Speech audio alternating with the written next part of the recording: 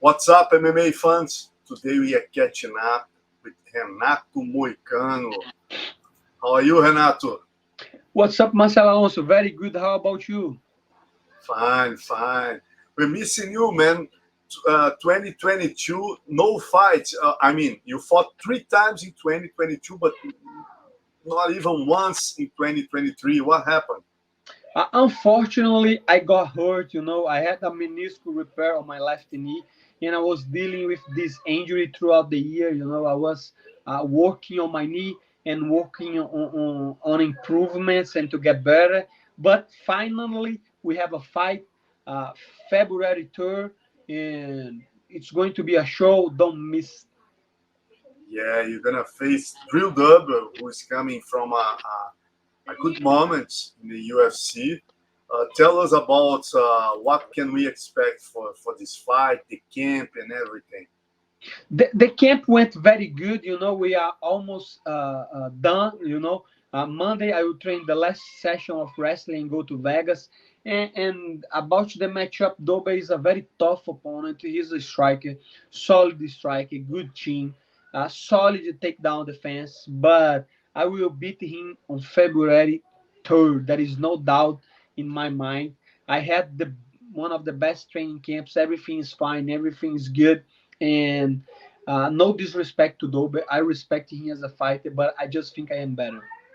How do you think you're gonna exchange punches with him? He's a southpaw. What to expect? You put him in the ground and submit. You're ready to exchange punches. The fight starts on the feet, so we're going to punch each other and to try to duck and to dodge the punches. But I don't know. It's an MMA fight. Everything can happen. In the end of the day, uh, some people think I will just shoot for takedowns. Let's see. Maybe that's the case. Maybe that's not the case.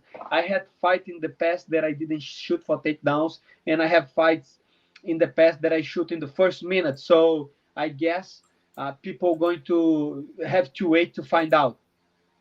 And how many submissions you have so far? Oh, 10 submissions in 17 wins. And talking about Tsarukyan, you're going to fight him, and you got a problem in your knee. And now he will face Charles Oliveira in UFC 300. How do you see that fight going, Moicano? I think that fight play out like maybe on the beginning of the fight. Uh, Tsarukyan could take Charles down, but in the end of the day, I think Charles is way bigger than him, has a better reach, and can like connect the punches from a far distance. And even if he shoots and take Charles down, I think he will not able to secure the position, because Charles does so many attacks from his back, and I don't know. We're going to see, but the position that I have now in my mind, from what I remember from those fights, I think Charles Oliveira beats Tsarukyan. Moicano, I saw you have a channel in YouTube in English doing very interesting analysis of the fights. And I'm gonna ask you a clue. Everybody's discussing about the main event of UFC 300. Nobody knows. Dana said it's gonna be huge and a big surprise and things like that. And also we have in the sequence UFC 301 in Rio for May. It's not confirmed yet, but we heard so many rumors about that. Uh, which main event you think in these two events? If you could put in your channel a video about that, Yeah. which fights would you choose for the main event of 300 and 301? I don't know. 301 is supposed to be on Brazil, right? Rio de Janeiro. Yeah. So I do think Pantoja will be will be on that card. I don't know if he's going to headline, maybe because he's the Brazilian champion right now. But at the same time, I think Alex Pereira could. But to be honest with you, I'm very curious to see what Dana White going to do with UFC 300, because everybody was talking about the card and how the card will be awesome, and we have some good fights, but to be the main event of UFC 300 has to be something special. And we know Conor McGregor is not fighting on UFC 300, so we don't have many options. I don't know, maybe John Jones. I don't think John Jones will fight UFC 300. So I don't have any clue about who is going to be the headline of UFC 300. But I'm very curious. Let's see what Dana White has to offer to us. He say is going to be amazing. I think the expectations are too high right now. If he doesn't come up with something huge, I think that the UFC 300 will lose some stock, you know. So let's see what Let's happens. see. Everybody's really curious about. And my kind of to finish, I want to talk to you about Kayla Harrison. Uh, she's coming for to UFC and she's gonna fight Holly Holm in the first fight. I imagine you have trained with her many times. What can you tell us about her? Do you think Kayla will reach 61 kilos fine in performing well? And also, do you think she's able to be the next big star of UFC?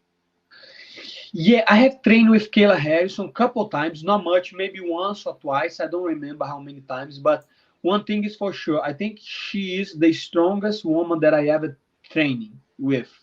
That means like she's very physical, very very strong, and if she can make 135, I think she will be a star on the UFC because he has the history. You know, he has the like, I don't know how to say that in English, but the superation. I don't know if that's a correct word, but Overcome, uh, overcome. she overcome a lot of stuff. She became 2 times Olympic medalist. So it's a story of success, you know. And I think UFC knows that, and that's why UFC is putting her against Holly Holm.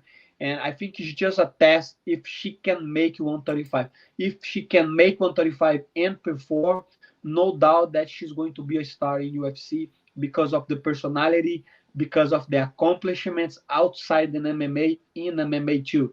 You know, she was PFL champion.